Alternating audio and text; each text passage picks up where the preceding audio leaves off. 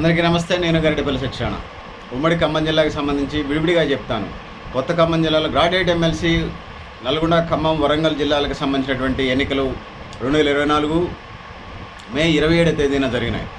So ఇక్కడ మొత్తం ఉమ్మడి ఖమ్మం జిల్లాకి సంబంధించి మనం తీసుకున్నప్పుడు ఎన్ని ఓట్లు ఉన్నాయి, ఎన్ని పోలైన అనేది చెప్పేది ఉద్దేశమే ఈ వీడియో యొక్క ఉద్దేశం.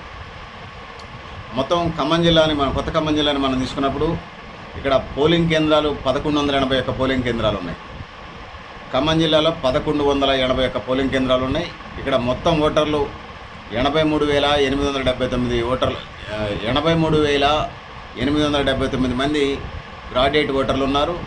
ఇందులో పోలైన ఓట్లు 56,730, 56,730 ఓట్స్ పోలైనవి. ఇందులో పోలింగ్ పర్సంటేజ్ ఖమ్మం జిల్లాకు సంబంధించి 67.63% పోలింగ్ నమోదైంది. ఇక భద్రాద్రి కొత్తగూడెం జిల్లాను మనం తీసుకున్నప్పుడు ఈ భద్రాద్రి కొత్తగూడెం జిల్లాలో మొత్తం 55 పోలింగ్ స్టేషన్స్ ఉన్నాయి.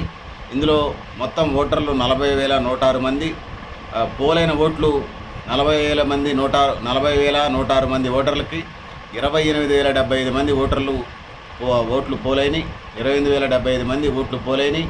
సో ఇక్కడ పోలింగ్ పర్సంటేజ్ భద్రాద్రి కొత్తగూడెం జిల్లాలో 70.01% ఉన్నదనేది నేను తెలియజేస్తా ఉన్నాను.